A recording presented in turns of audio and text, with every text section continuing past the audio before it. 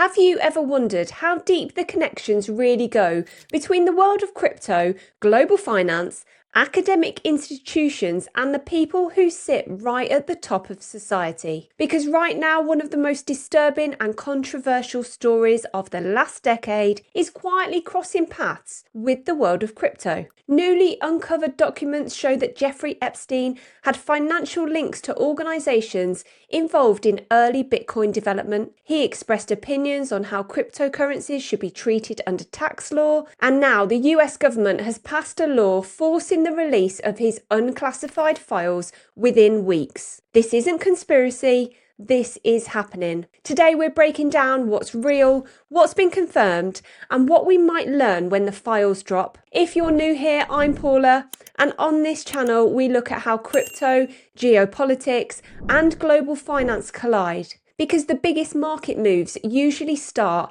long before the charts show them. Right, let's get into it. For years, the Epstein scandal has focused on his criminal network, his connections to high-profile figures, and the extraordinary influence he held in politics and finance. But recent investigations uncovered something unexpected. Epstein had links to one of the most important institutions in Bitcoin's early history, and more specifically, its digital currency initiative, known as DCI, received donations routed through individuals connected to Epstein. The DCI is the same group that helped support Bitcoin core developers after the Bitcoin Foundation collapsed. And in other words, it played a meaningful role in Bitcoin's evolution during a critical period. Documents and emails released over the last few years confirm that Epstein-linked money made its way into MIT and the Media Lab through figures like Joichi Ito and Leon Black, some of which supported the work of DCI.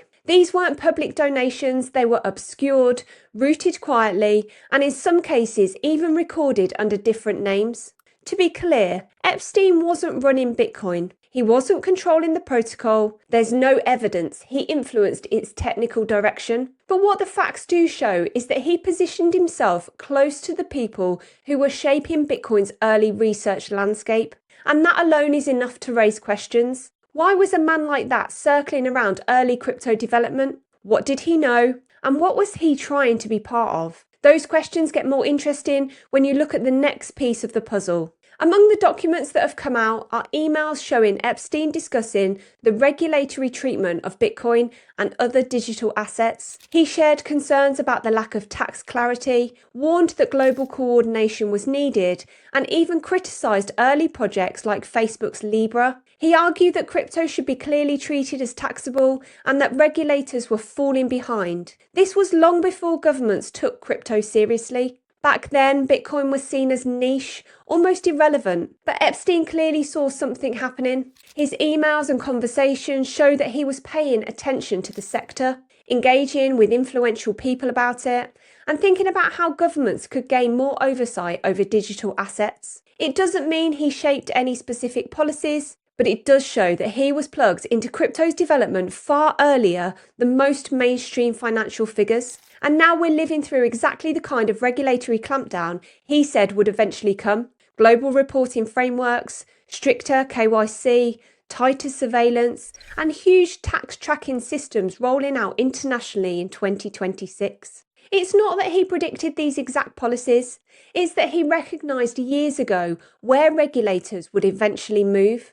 And that is extremely unusual for that era.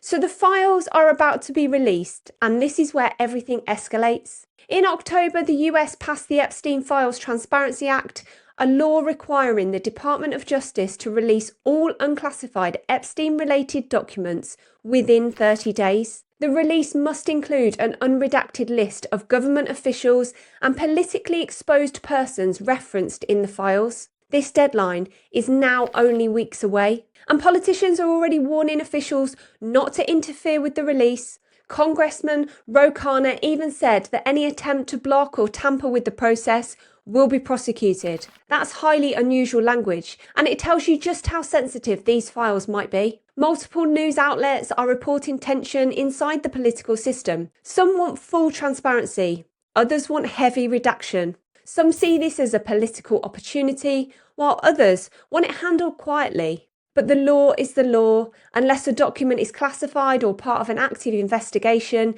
it must be released. And when it is released, we will finally see who Epstein funded, which institutions were connected with him, which academics and organisations he worked with, and whether crypto, Bitcoin research, or digital asset regulation appears anywhere in those files. Even if the crypto connections are small, it will still become global news because anything linked to Epstein gets amplified. And that brings us to the market angle. Crypto traders often think markets move because of charts, patterns, RSI levels, or open interest. But some of the most powerful market events start with narrative, especially when the narrative involves politics, reputation, and scandal. There are three major ways the Epstein file release could impact the crypto market, even if crypto is mentioned only briefly. Number one, narrative damage. Bitcoin has always had a near mythical origin story. Cypherpunks, decentralization, pure maths, no elites involved.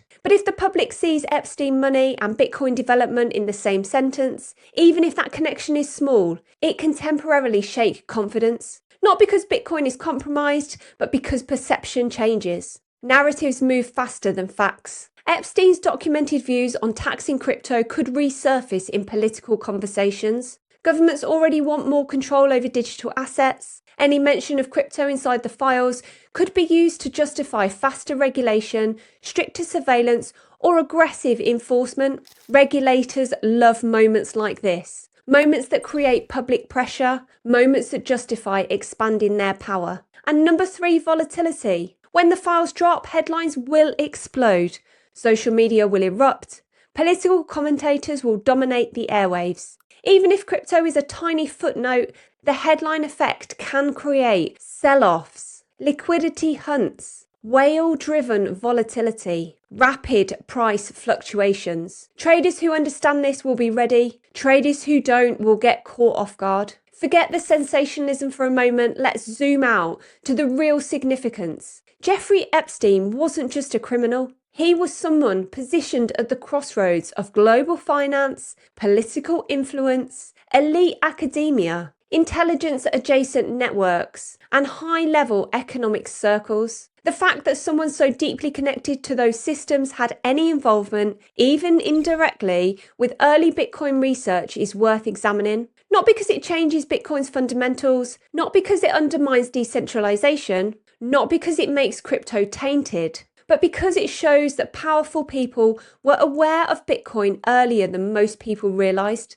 and some of them were already trying to understand or position themselves around it. Bitcoin wasn't as invisible to the elites as many assumed, and that's part of the story no one wants to talk about. So what are we watching out for next? When the files drop, pay attention to these key areas. Any mention of MIT, DCI, or digital currency research. Any communication involving crypto taxation or regulation, political reactions, who wants transparency and who pushes back, market volatility in the 48 hours surrounding the release, media framing around crypto, finance, or illicit flows, and then follow-up commentary from major regulators or politicians. Even if nothing explosive appears, the process itself, the release, the headlines, the political fallout, can move markets. And if anything substantial does emerge, we'll be talking about it for years. So that's where we stand. We know Epstein touched organizations connected to early Bitcoin development. We know he discussed crypto taxation long before it became mainstream. And we know that in a matter of weeks, the US government must release the unclassified files that could reveal much more. Whether crypto appears in those files or not, this is going to be a global story. If you want me to break down the documents the moment they're released, make sure you're subscribed, because the second those files hit the public, I'll be going through them line by line. Let me know in the comments, do you think the Epstein files will contain anything meaningful about Bitcoin or crypto, or will that part be quietly buried? Thank you so much for watching, and I'll see you on the next one.